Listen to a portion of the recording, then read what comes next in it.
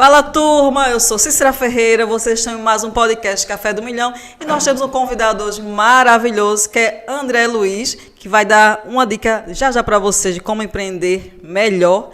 Mas a gente tem um convidado especial também que está conosco como mediador, que é o nosso Valdeir.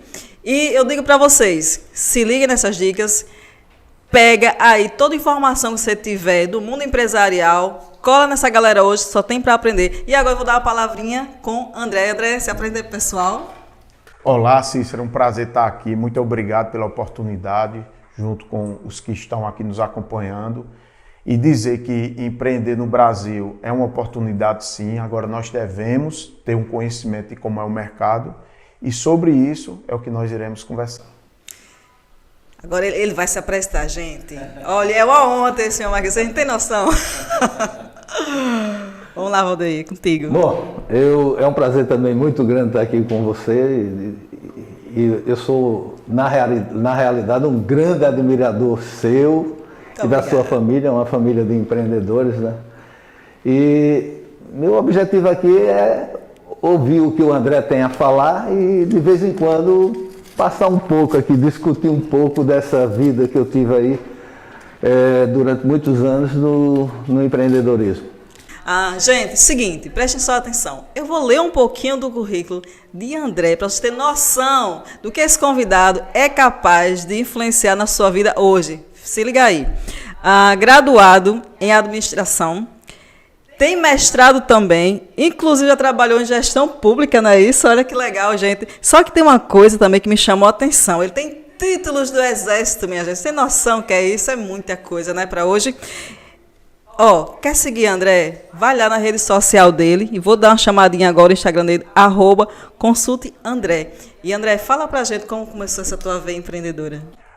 A minha vida empreendedora, Cícera, começou muito cedo. Quando eu tinha 10 anos de idade, eu já queria empreender. A minha família, ela é toda de funcionária pública praticamente, e eu admirava muito quem tinha negócios. Então, meu sonho era ter negócio. Então, eu comecei a vender peixe de aquário, e com o dinheiro do peixe de aquário eu comprei a famosa bolinha de gude, Valdeir, é isso? Aí pegava as bolinhas de gude e aí saía vendendo para os meus amigos. Aí com o dinheiro das bolinhas de gude, aí eu já estava adolescente, aí comecei a vender coco. E com o dinheiro do coco eu vi que nos horários vagos eu podia estacionar carro no circo. E aí eu fui juntando dinheiro. E minha mãe dizia, meu filho, você é muito inteligente, você tem que fazer um grande concurso público. Mas eu não queria uma carreira pública, eu queria uma carreira empresarial, porque eu admirava quem era empresário. Só que eu gostava de ser professor também, porque na época, quando eu tinha 12 anos de idade, 13, eu dava aula na sala de aula para quem não conseguia aprender matemática e inglês. Então, meu sonho era ser professor e empresário, e foi o que eu decidi com 14 anos de idade. Gente, que maravilha, vejam aí. Valdeir, eu até sorri quando eu falei, até coco eu vendi, eu não sabia dessa parte que vendeu coco. Estacionei carro. E hoje alguém deve olhar para ele assim e dizer, não, você veio de berço de ouro. Já escutei muito isso, já escutei muito.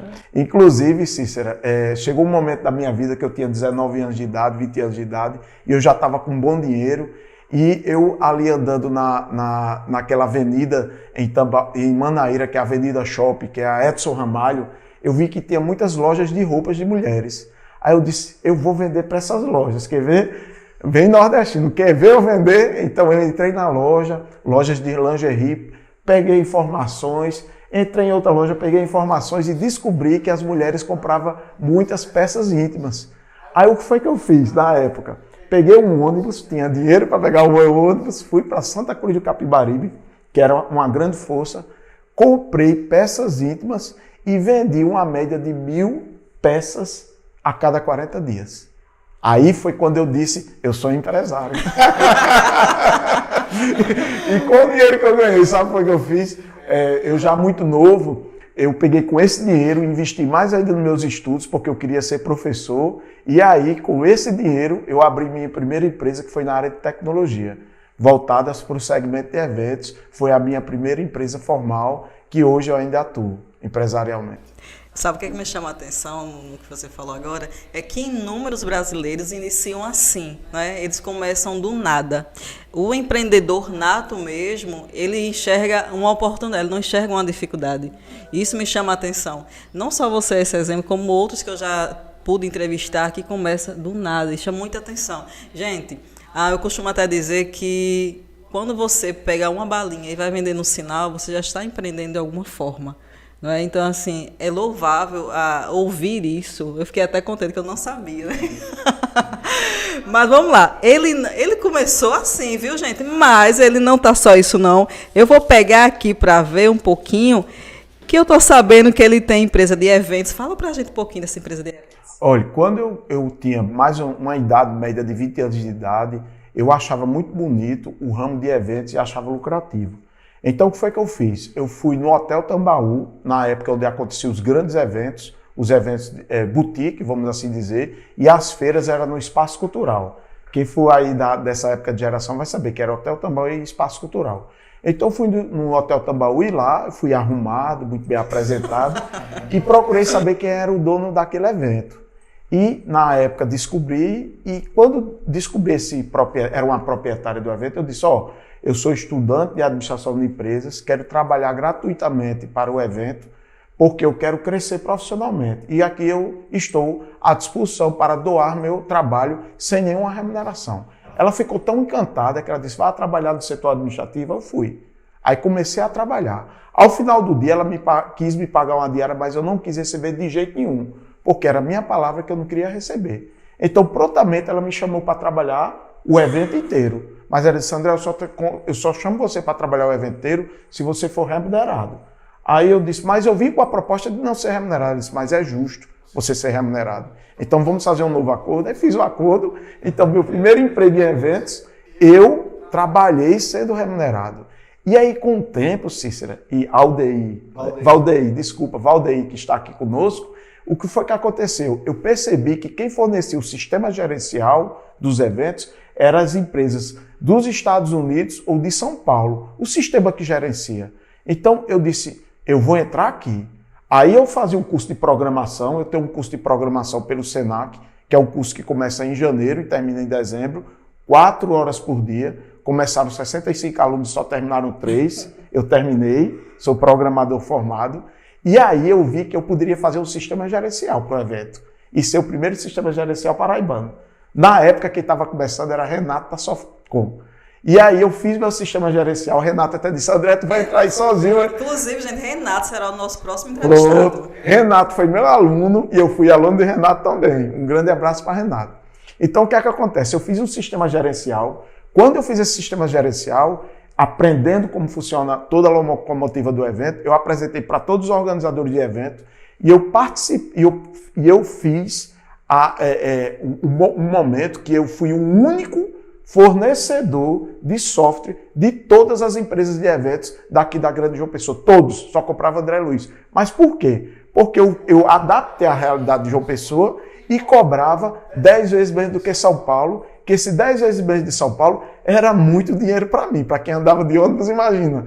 Então eu ganhei um dinheiro muito bom da minha empresa de eventos com isso e passei a fornecer computadores, passei a fornecer impressoras e passei a fornecer a equipe para trabalhar com a tecnologia de eventos e fui o primeiro na época a colocar leitor de código de barra. Viajei para São Paulo, aprendi tudo como fazia e implantei aqui. São Paulo, vendo que eu estava tomando tudo aqui, aí o que foi que ela fez? Montou uma filial aqui em Recife, e aí eu disse, pronto, tá na hora de eu sair dessa área de tecnologia, agora serei organizador de eventos. Recuei, porque eu não podia competir, a gente tem que saber o momento de avançar ou não, não tinha parceiro, meu capital era pouco, mas com o dinheiro que eu já tinha ganho, eu já tinha comprado minha primeira casa. E foi isso.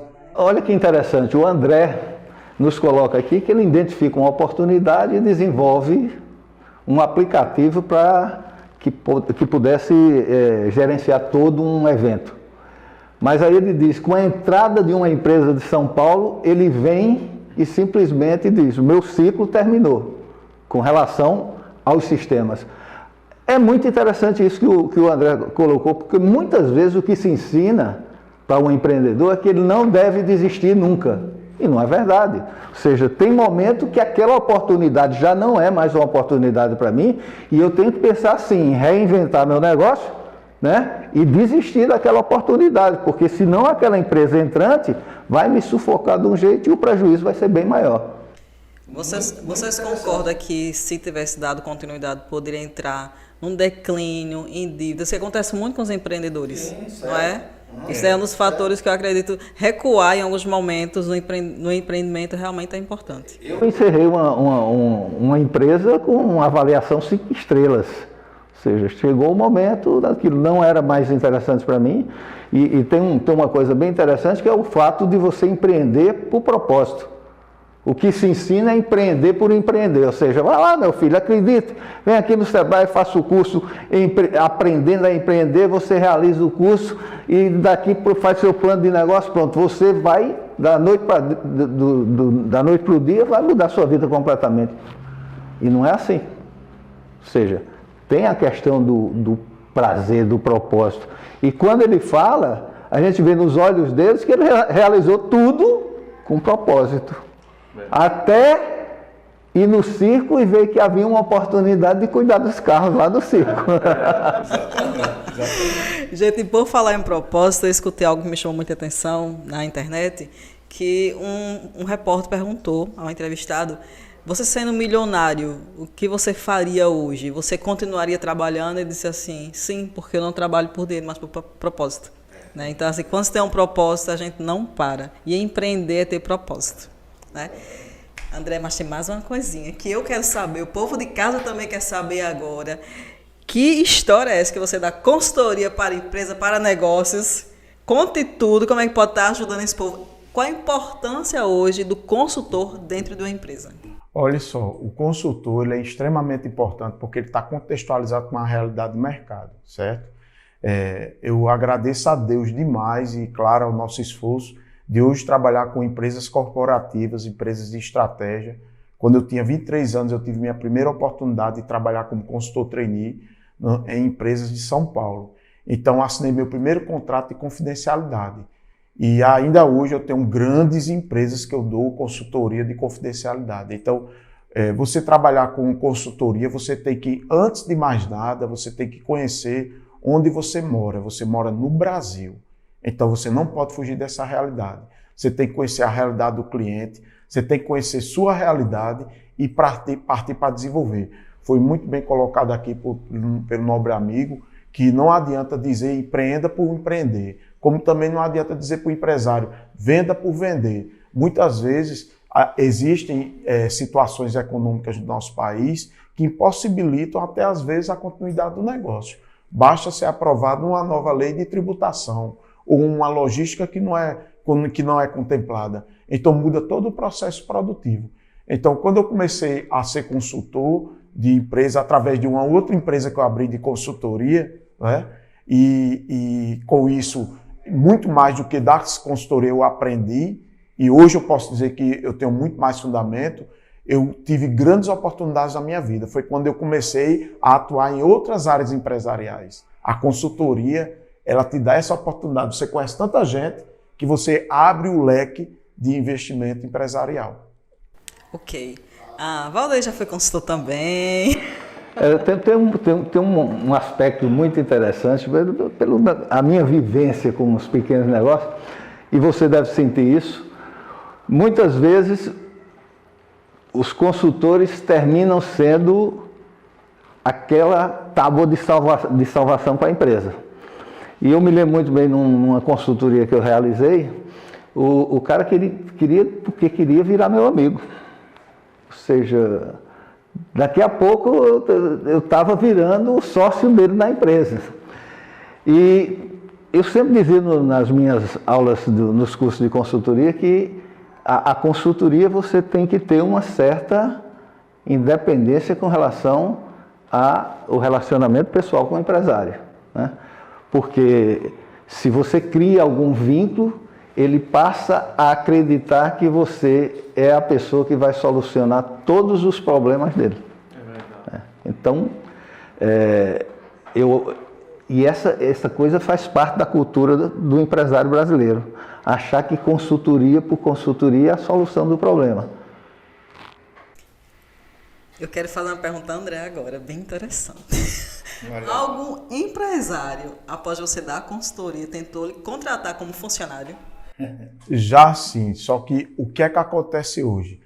Assim, mais uma vez, a gratidão pela trajetória profissional. Hoje nós temos clientes de 20 anos, de 17 anos, de 15 anos. Eu acho que o mais jovem que eu tenho hoje é de 12 anos. E as nossas relações de trabalho, né? As empresas elas são localizadas fora do estado, e essa relação de trabalho ela está bem desenhada. A nossa empresa que ele precisa da emissão daquela nota fiscal para justificar o trabalho e vice-versa. Mas ainda hoje existe propostas, mas para você imergir dentro de uma empresa como funcionário, eu vou ter que anular e parar muitas coisas que eu faço hoje e que me trazem felicidade. De repente, se eu me dedicar 100% àquela fábrica, eu vou ter um dinheiro inimaginável. Mas também eu vou deixar de atuar nas empresas que eu trabalho, vou deixar de ser professor.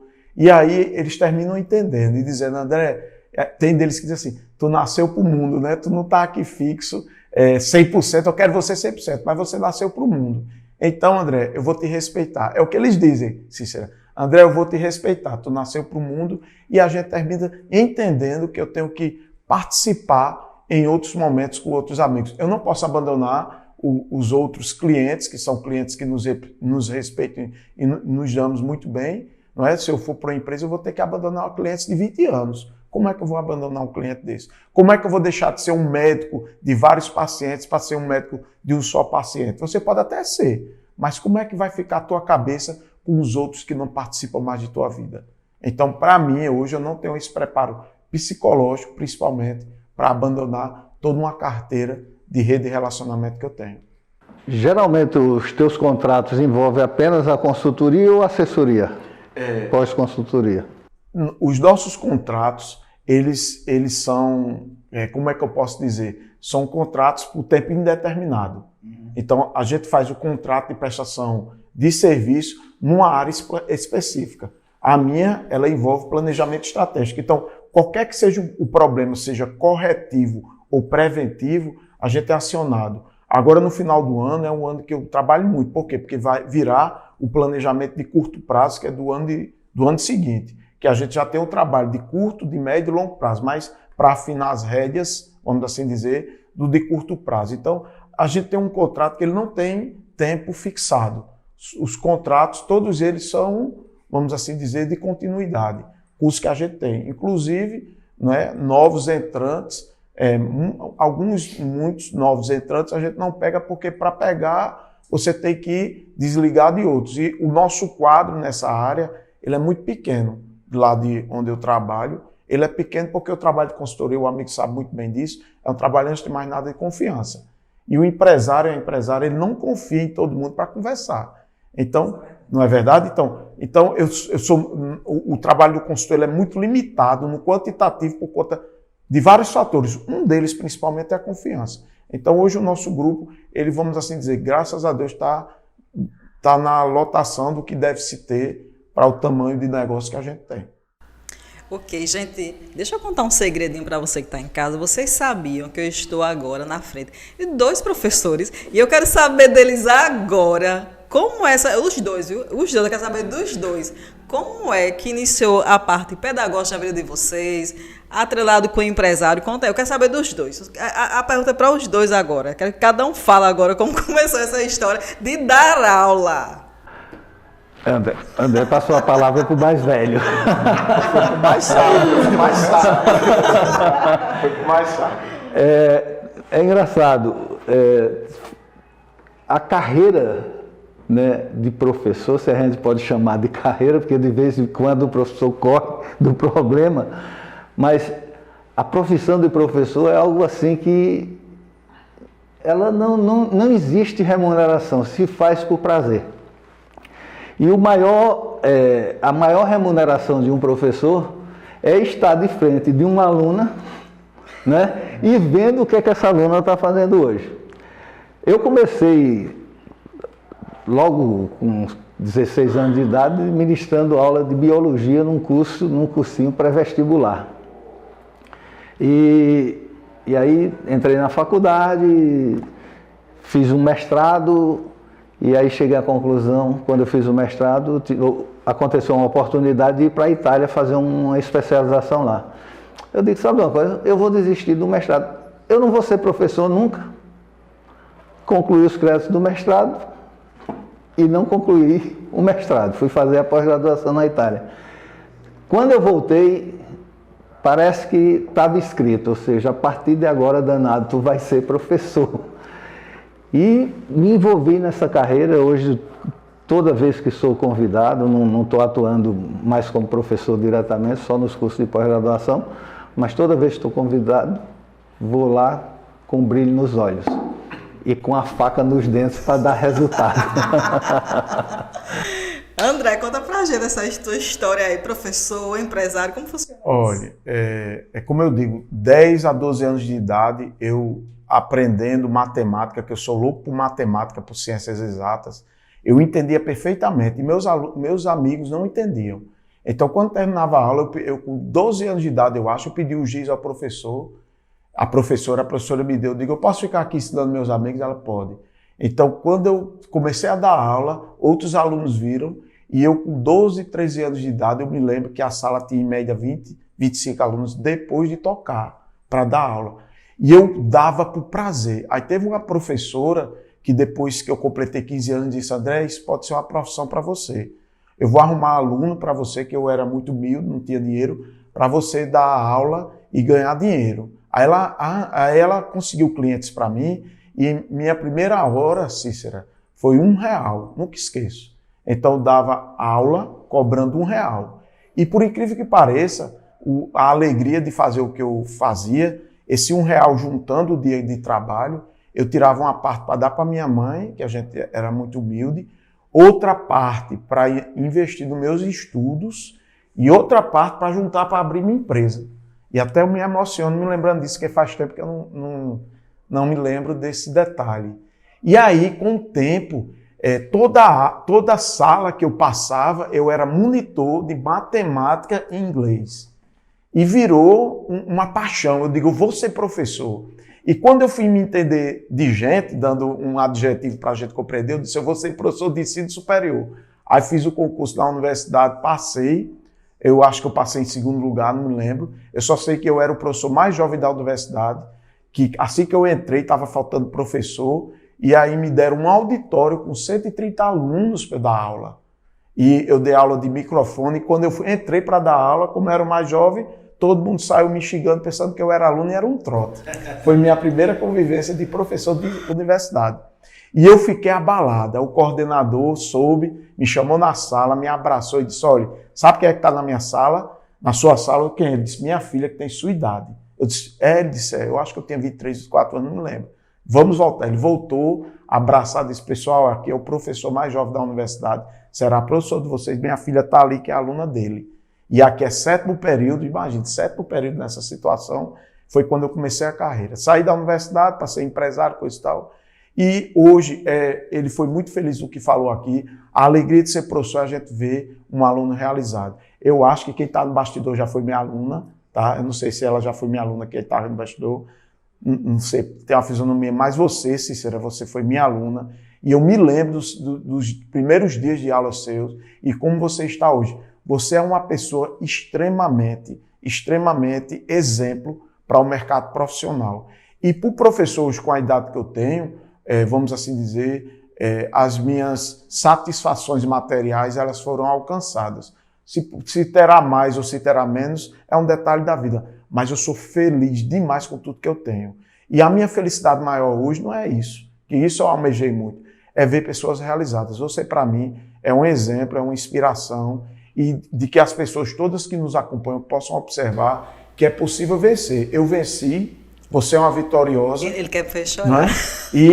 E a alegria de estar como professor sempre é o que nos faz nos mover.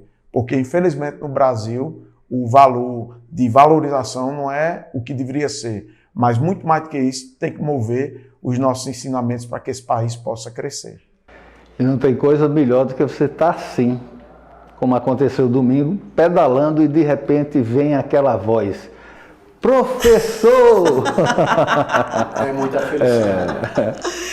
Gente, pois é. Agora eu que fiquei emocionada aqui, porque eu estou na frente dos meus mestres, né? Sou pupila deles e eu só tenho a agradecer. E que vocês não sabem, eu era uma pessoa extremamente tímida, não era professor André, não abria a boca, era um silêncio, entrava muda e saía calada. E o que me ajudou realmente foi quando eu comecei a dar aula. No primeiro dia que eu fui dar aula, eu estava tremendo na base. Então, hoje também sou professora universitária também dou aula. E é uma alegria quando a gente passa na rua e alguém grita professora. Gente, esse homem, ele é multi. Vocês não têm noção. Ele trabalha até com marketing político. E uma das coisas que me chamou muita atenção nos últimos tempos, se vocês pesquisarem na Netflix, tem uma série falando justamente sobre os marqueteiros políticos. Como é que esses grandes homens chegam ao poder? E agora eu pergunto para André, como é que esses grandes homens chegam ao poder? Só quando eu perguntei para ele. Para o pessoal entender, cada área dessa que eu fui entrando numa nova área, eu fui deixando um sócio. Então hoje eu tenho um sócio na área de eventos, aí eu sou, vamos assim dizer, o comercial, planejamento. Aí tem um na área de consultoria e tem um na área de marketing político. O que foi que eu fiz? Abri uma empresa de marketing político. Por quê? Houve uma grande oportunidade. Na época, o maior profissional do Brasil e um dos maiores da América Latina se chamava Duda Mendonça. Ele estava com um projeto aqui no Nordeste e estava com um projeto na Paraíba, 1999, 2001, não me lembro, faz muito tempo. E ele estava selecionando um paraibano para fazer a parte de tecnologia da informação. Como eu tenho essa formação em mais área de programação, eu fui participar. E participei da seleção e aí ficaram três candidatos. Ficou eu e mais 2. E só que na reta final de entrevista, quem entrevistava a gente era Duda Mendonça. Duda Mendonça me entrevistou, perguntou meu salário, que eu gostaria, e eu propus o salário, já tinha minhas 2 empresas, já estava bem, já estava ganhando bem. Aí eu propus o salário top, né? Uhum. Na época era um salário top. Aí ele olhou para mim e disse: olha, eu vou ser muito direto com você está cobrando 3 vezes mais do que os outros 3 candidatos. Por que você está cobrando mais? O que é que você tem de especial? Eu digo: o mesmo que o senhor tem. A sua marca é imensurável. E a minha que eu estou construindo também. Porque eu tenho um valor humano. O meu valor humano é o de conhecimento, eu vou aprender com o senhor. Ele bateu na mesa, eu nunca esqueço disso. Está contratado. Eu levantei, eu disse: deixa eu lhe dar um abraço. Ele riu tanto. Aí ele me deu um abraço, e disse: André, olha, você vai ser meu filho aqui dentro. O que você quiser aprender, eu lhe ensino. Você vai ganhar dinheiro e vai aprender. E outra, quando eu for embora, você vai abrir uma empresa de marketing político.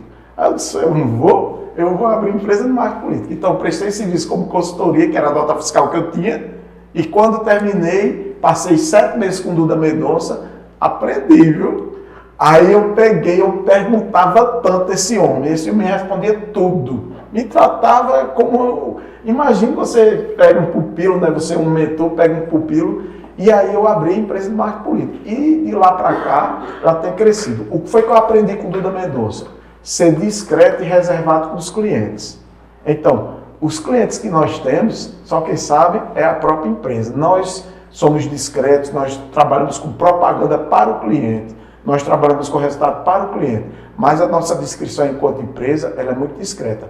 Eu tenho certeza que se tiver algum deputado estadual, algum deputado federal, muitos prefeitos da região metropolitana, eles conhecem nossa empresa porque frequentam os diversos produtos que temos. Mas eles sabem que frequentam porque nós somos discretos. Então, infelizmente, eu não vou poder falar de nome de clientes, mas eu posso falar do que seja em relação ao ramo do marketing político. Só para você ver, ter ideia, lá na empresa, nós temos um estudo de fotografia, nós temos um estudo de áudio completo, nós temos um estudo de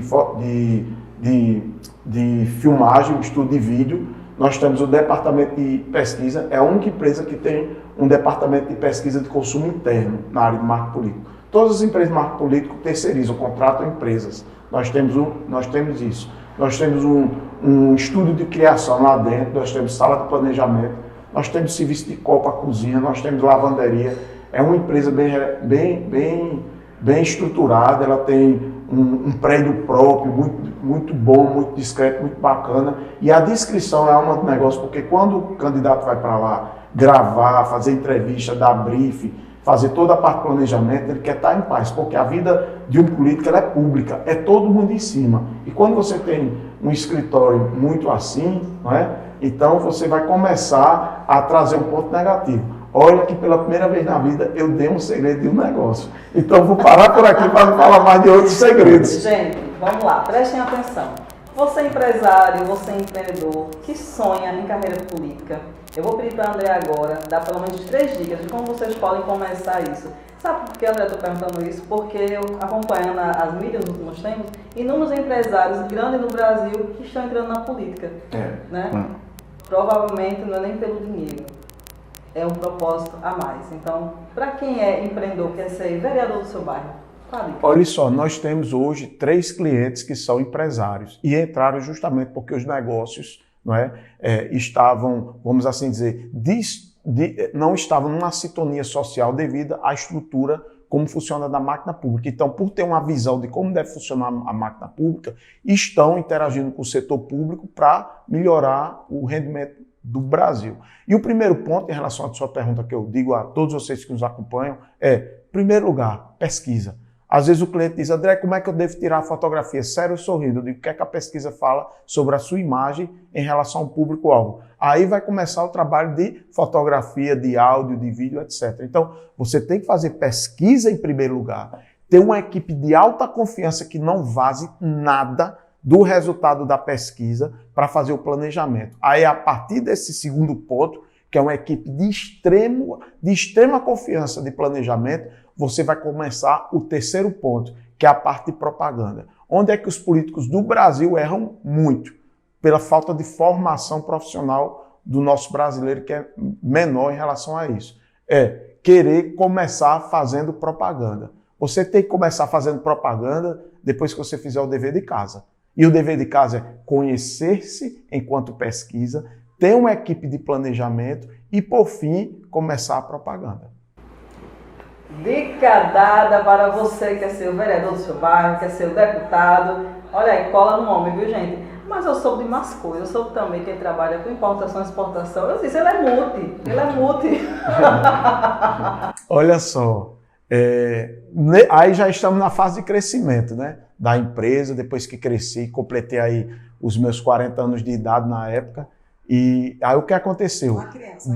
De tanto trabalhar, Rio, São Paulo, Belo Horizonte, Recife, grandes grupos empresariais estão em Recife também, Fortaleza, eu conheci estrangeiros e tenho conhecido estrangeiros há 20 anos.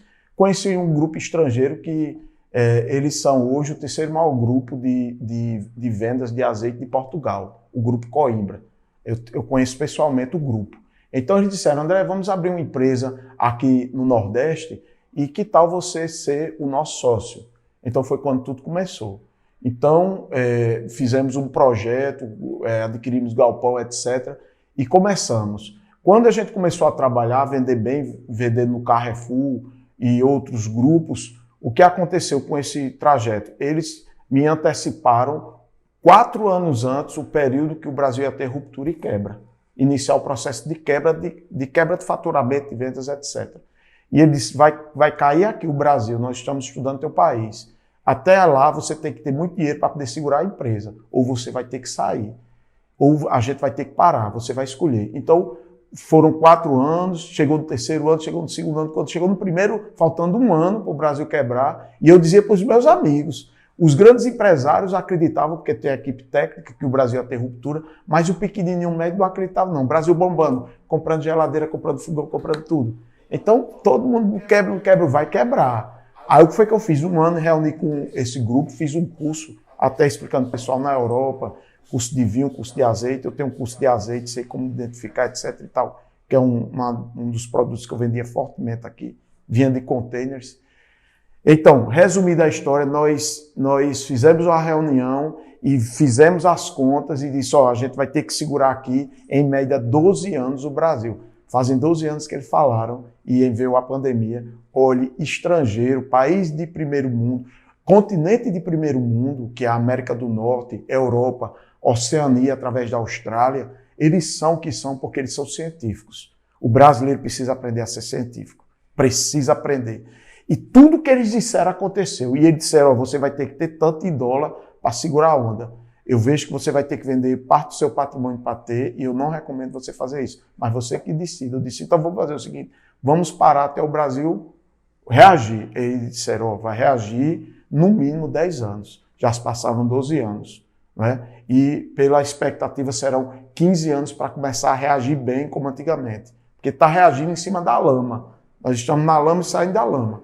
Então eu decidi parar, por enquanto, só ser consultoria na área, mas parar com mercadoria por conta desse problema do Brasil e do problema do dólar. Mas enquanto durou, foi muito bom. E com esse aspecto agora da pandemia, como você consegue... Olha, nesse aspecto da pandemia, todo mundo que é pequeno fez uma espécie de junção de empresas, né, no sistema de cooperativa e outros no sistema de holding, e eles se juntaram e começaram a vender, tá?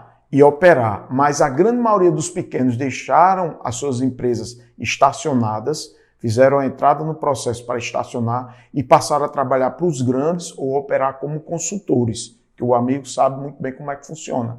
E até o Brasil reagir. Mas hoje quem é pequeno, se for importar e exportar, tem que ter muito cuidado, porque senão da noite para o dia vem tudo que tem.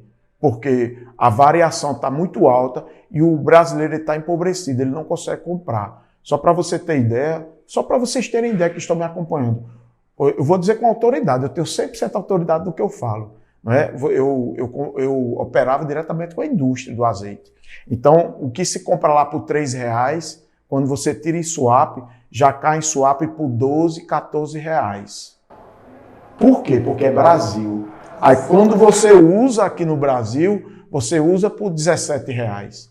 Então, o brasileiro ele ainda não despertou para entender que são muitos problemas no Brasil, mas o problema custo e imposto deixa o preço desse jeito. Então, você beber óleo, fritar o peixe com óleo, você está entupindo suas veias. Agora, se você trabalhar o azeite, você está melhorando sua saúde.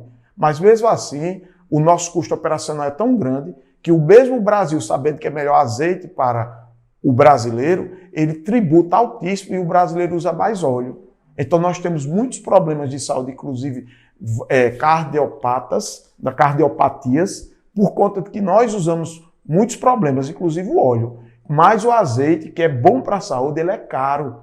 Um azeite, em média, custa a partir de R$25 o azeite extra virgem. E o óleo, que também está caro, está a 10. Mas o brasileiro compra óleo com dificuldade. Onde eu quero falar, o que é importado e o que é exportado, o brasileiro está comprando com dificuldade. Então, quem for entrar nesse ramo tem que entender que essa dificuldade existe, a renda média caiu e se você não tiver uma estratégia e um dinheiro para sustentar a tua empresa, você vai quebrar. Diferente do grande. Para encerrar essa minha fala, um azeite galo, por exemplo, que importava 1.000 containers na crise, no lugar de trazer 1.000 containers, traz 500, mas sobrevive. Agora, quem é pequenininho traz um container, deixa de trazer um container. Aí ele tem que parar.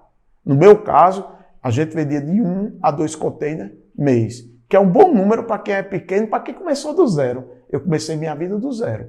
Mas para um grande grupo que vende 1.000, 2.000 mês, é muito pequenininho. Então a gente resolveu dar uma estacionada, só trabalhar com a consultoria, até o Brasil reformatar e voltar ao trabalho.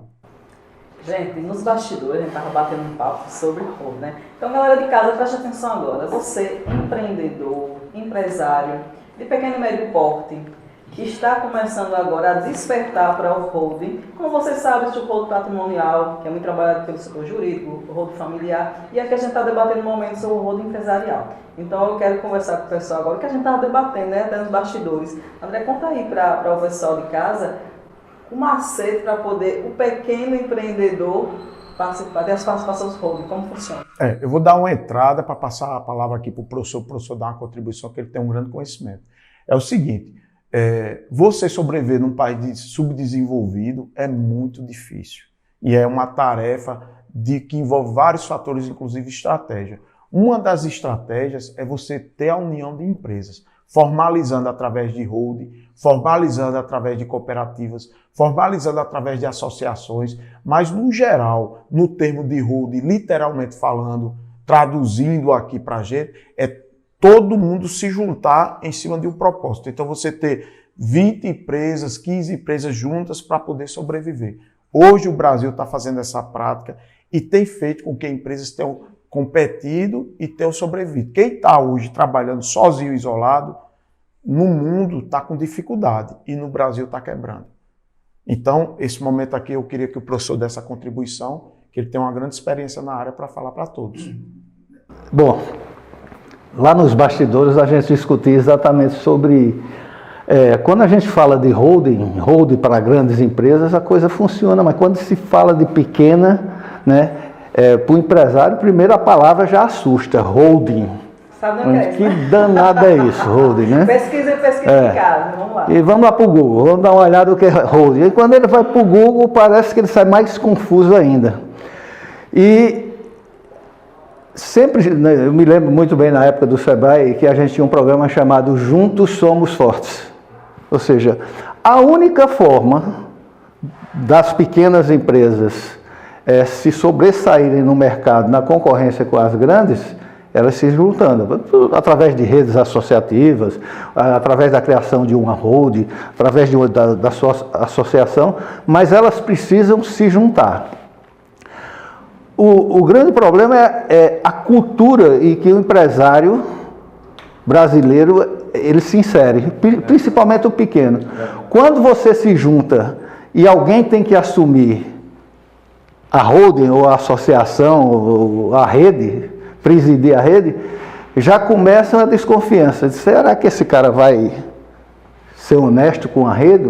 Então, é preciso trabalhar a cultura empresarial, melhorar a cultura empresarial, para que formas associativas, formas de relacionamento de negócio aconteçam de forma transparente. E aí, quando a gente olha a saída para a holding, criar holding significa simplesmente eu criar uma rede de empresas que beneficia uma principal. Ou seja, isso acontece nas redes de farmácias hoje, você tem o Sebrae trabalha muito com isso. Ou seja, rede pet forte. Então, some a razão social da pequena empresa e surge o fortalecimento da rede. Esse é o papel da holding, ou seja, a empresa mãe é mandatória e ela gere todo o processo. Agora, é algo novo, está se trabalhando isso, né? E se trabalha de uma forma ainda sem muito parâmetro legal, ou seja, as pessoas estão começando a compreender isso. E cabe aos consultores, vocês dois, né, nós aqui, desmistificar exatamente esse processo para que possa mostrar para o empresário a vantagem de atuar em holdings para que eles possam melhorar a sua capacidade de faturamento e a sua capacidade de ação no mercado. É verdade. E só para quem está nos acompanhando ter uma ideia, só aqui ilustrando de forma bem básica, você imagine você ter uma empresa que ela fabrica portas de aço para carro. Aí você faz muita propaganda sobre isso, aí faz parte do seu conglomerado uma empresa, uma agência de propaganda. Aí também faz parte do seu conglomerado uma indústria de transformação, faz parte do seu conglomerado de segurança. Aí quando você menos espera, é como o professor aqui diz, você está dentro de um grupo forte que você consegue, vamos assim dizer, sobreviver e competir. Porque, olha, pessoal, todos que estão nos acompanhando aqui, eu queria dar 2 dados aqui que muito me preocupa no Brasil. Um primeiro deles é produtividade, que inclusive eu tenho falado muito. Sai uma estatística agora do nosso país, 1 hora do Brasil equivale a 15 minutos dos Estados Unidos, 20 minutos da Europa e uma média de 25 minutos dos países asiáticos de competição. Então nós estamos aquém da hora de produtividade, por vários fatores, um deles é tecnologia. E o segundo ponto que eu quero dizer, em meio a isso tudo que nos torna mais pesados na competição, é o formato que nós estamos gerindo no nosso país, que eu não vou entrar no mérito, porque aí tem que ser 10 dias falando. Mas eu só vou dizer um item. O empresário, quando ele paga lá a sua folha de pagamento, certo percentual, não é por lei, determinação de lei, vai para os sistemas S. E o trabalhador, não é, também ele paga seus contributos, que também vai para os S. E também, quando o empresário ele emite uma nota fiscal, temos impostos que é destinado aos S. Mas o sistema do Brasil ele é tão desorganizado que quando o empresário precisa dos sistemas S, ele tem que pagar as horas. E quando o trabalhador precisa fazer um curso, ele também tem que pagar pelo curso. Então as pessoas que trabalham nos S, elas estão fazendo o seu trabalho da melhor forma possível, são pessoas maravilhosas, são pessoas que estão tendo destinação profissional na maioria dos casos, mas só que o sistema em si está errado. O Brasil, ele pratica bitributação até dentro do próprio governo, porque isso é bitributação. Se já foi pago, porque paga de novo, é bitributação. Então nós não somos exemplos em muitas de nossas práticas. Então, para o Brasil produzir, os empresários, os empreendedores, os profissionais liberais, toda a equipe de formação tem que rever isso. André tocou num assunto bem interessante, ou seja, a relação do Sistema S com os seus beneficiários, né?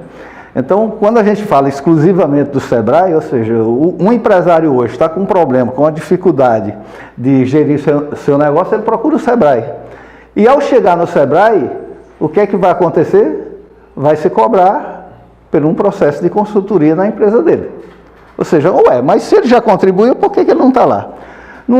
Eu digo sempre, ainda bem que existe o Sebrae. O problema do Sebrae é a gestão. Ou seja, o Sebrae hoje é administrado politicamente.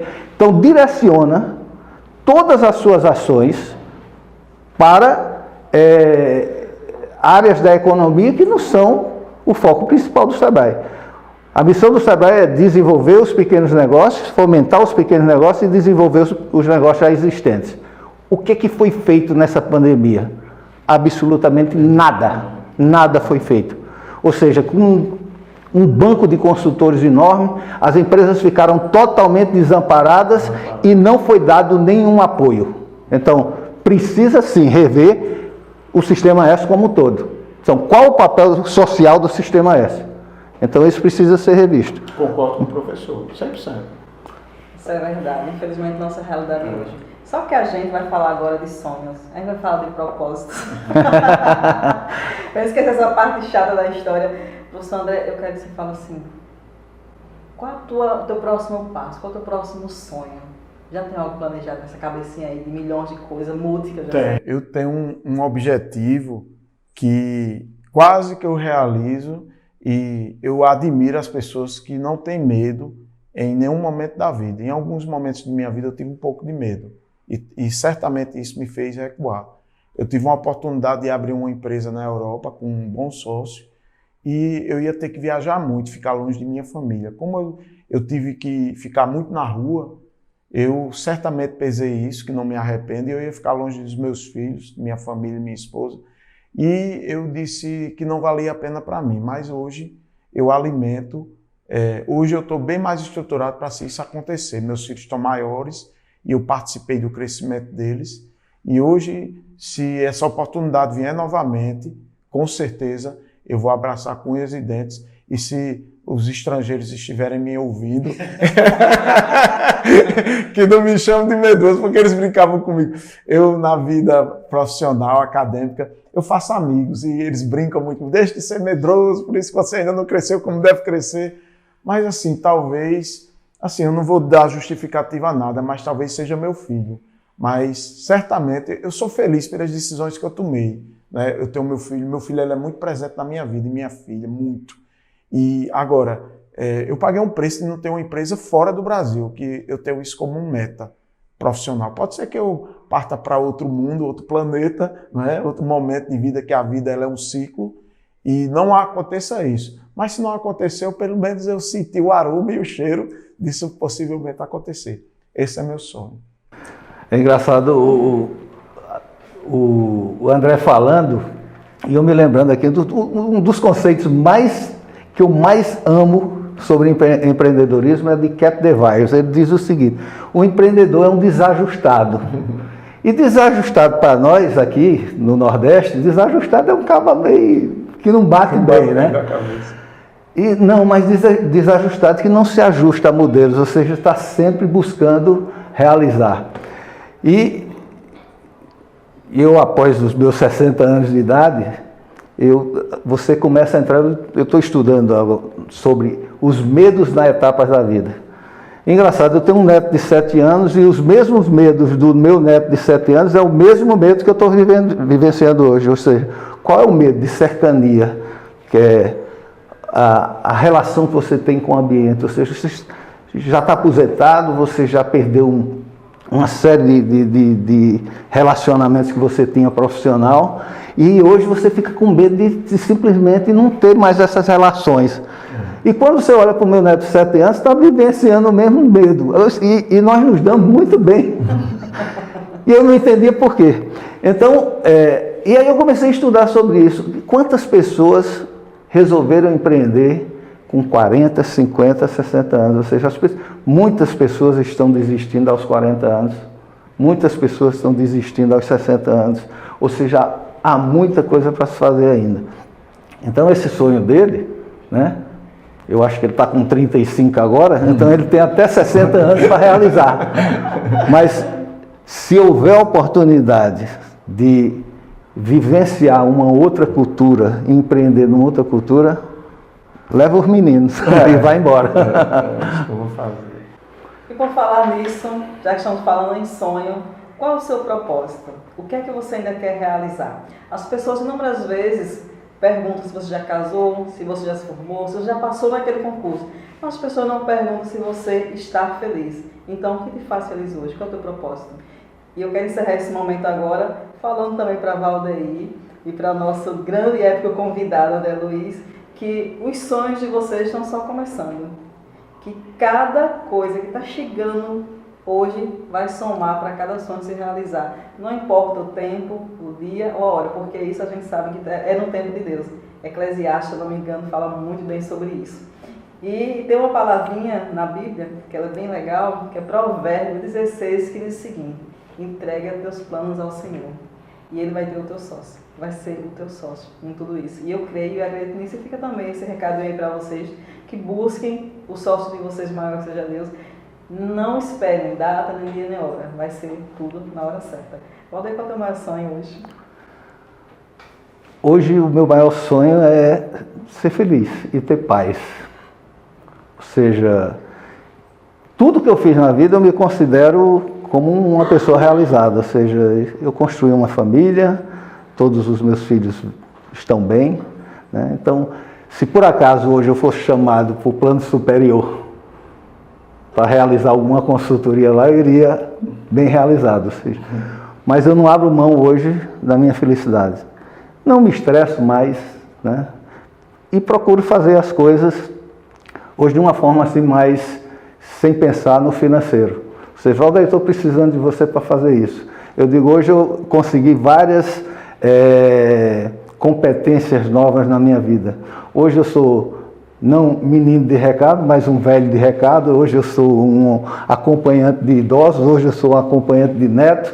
Ou seja, tudo que eu faço hoje, eu me realizo assim, profundamente, porque eu me sinto bem. Agora, o maior prazer de tudo isso é poder passar toda essa vida que eu tive para alguém, para que esse alguém cresça. Isso é que me dá maior prazer. Show de bola. Gente, vocês sabiam que para a gente estar aqui nesse podcast maravilhoso, a gente tem algumas pessoas que estão por trás dos bastidores. Nós temos hoje nossos patrocinadores, o Guarde Bem, Carlos Noronha, fotografia e filmagem. Nós temos também a Imaginando com a querida Denise e também o Fórum das Mulheres. Então eu quero agradecer a cada um desses parceiros. A gente está chegando no nosso fim e nesse momento eu peço a André agora, André, qual é o recado que você dá para aquele empreendedor que está começando agora a empreender no Brasil? Deixa aí teu recado para ele. Eu queria começar aqui com uma fala aqui do professor Valdeir, que ele disse, às vezes as pessoas dizem que vem de herança ou que já vem de uma estrutura, né, professor? E por incrível que pareça, hoje em dia algumas pessoas dizem para mim, que não me conhecem ainda, dizem, não, André, mas para você falar é muito fácil, porque você veio de estrutura. Aí eu, com muita felicidade, tenho esse sorriso. E pegando essa sua lembrança, lembrando até de um grande empresário que chegou para mim e disse, André, todas as dificuldades que você passa é porque você, com autoridade e prática, vai passar para alguém superar. Então, eu vou falar para você o seguinte, independente da tua vida, do teu trajeto, do que você tem ou que você não tem, você é possível de realizar os teus sonhos se você se dedicar, se você tiver muito amor ao que faz, se você tiver respeito ao próximo, porque volta bondade e respeito.